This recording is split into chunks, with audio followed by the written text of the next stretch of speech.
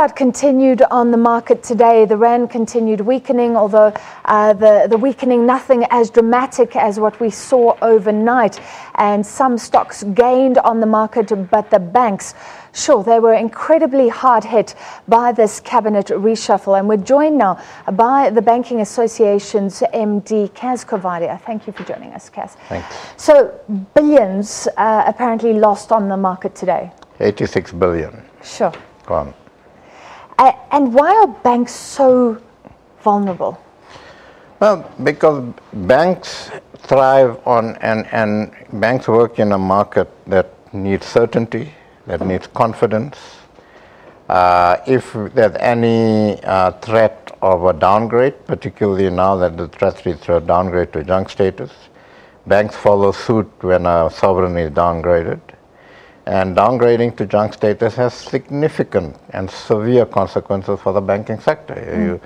Money becomes scarce. If you can't borrow, the costs go up. Cooperative relationships with other banks in other countries are affected.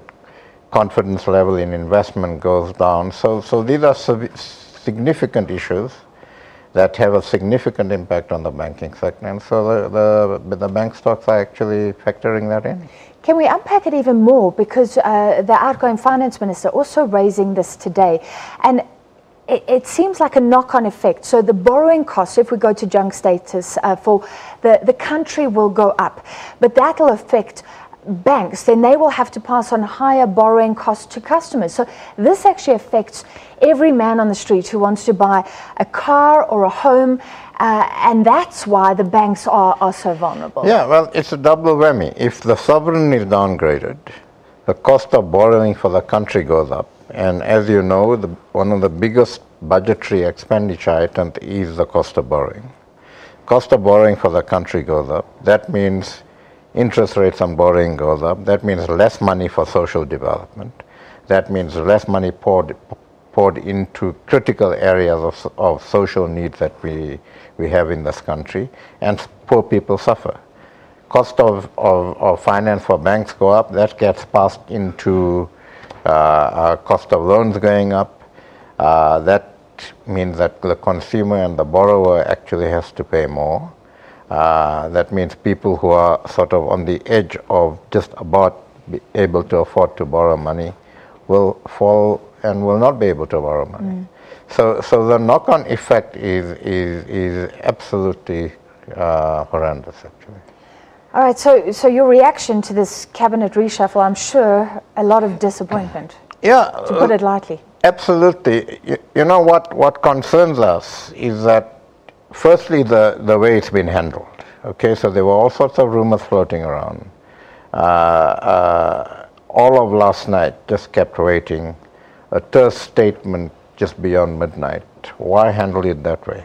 Second thing is that, and this, we shouldn't try to personalize this, but the reality is that here we had a minister and a deputy minister that had been performing extremely well under trying circumstances.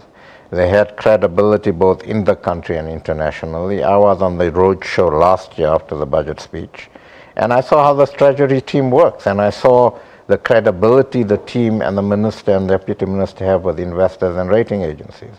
Why remove those sorts of people when there are others in cabinet who courts have found to be delinquent of their responsibilities? Public knows how delinquent they have been of their responsibilities, but they remain. So then the question has got to be asked, why? What's the reason behind it? We have no problem. I'm not going to. We have worked with Minister Gigaba before in his different portfolios. We will meet with Minister Gigaba. We will work with him. We hope that he will sort of stay the course that Minister Gordon and Deputy Minister Jonas have charted in the last 16 months, and we'll work with him. But so this is no reflection on Minister Gigaba, but he's coming in under very difficult circumstances. He's coming in through a process that's being questioned, and I think the president has to answer these questions. The President spoke about radical economic transformation, something that Minister Pravin Gordhan, outgoing Minister Pravin Gordhan, has been accused of blocking, and the banks have been accused of blocking. What would you say to people who maybe are happy that a lot of people, and the banks included, are feeling uncomfortable right now? Well, we had transformation hearings on the financial sector in Parliament 2 weeks ago. We put to them facts and figures, not airy-fairy stuff, on what we're doing in socio-economic development. We were working through the CEO initiative with the Minister of Finance and the Deputy Minister and his team on beginning to look at economic restructuring and how we need to restructure the economy to ensure that we bring the majority of the people into the economy, okay? So economic restructuring and transformation was very firmly on the agenda, and the Minister was absolutely clear that that's an imperative. But in his post-budget breakfast, he said, what is radical economic transformation? It's going back to the basics, seeing what's not working and fundamentally working, and changing that. And we had no problem with that, and we were beginning to work with the minister to look at that.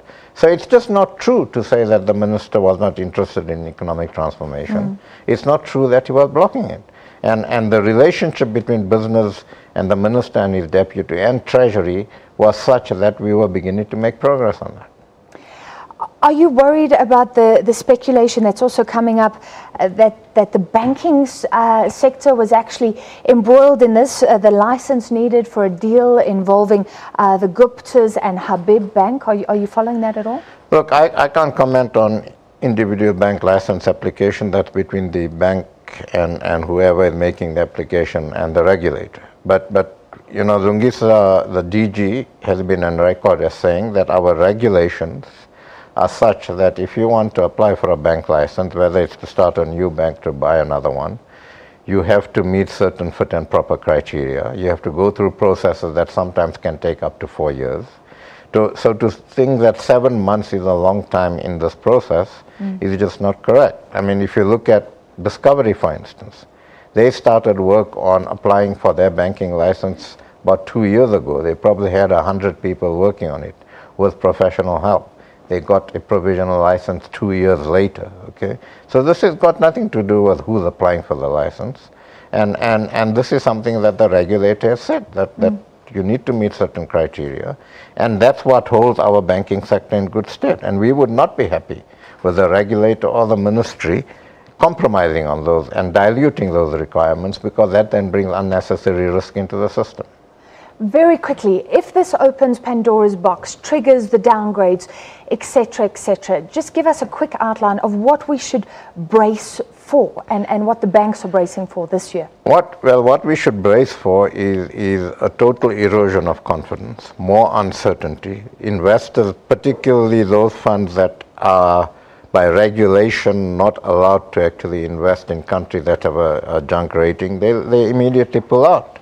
So I mean, there's very, very serious consequences. All right. Thank you so much for your time this evening. Cas Coovadia, MD of the Banking Association. Peter?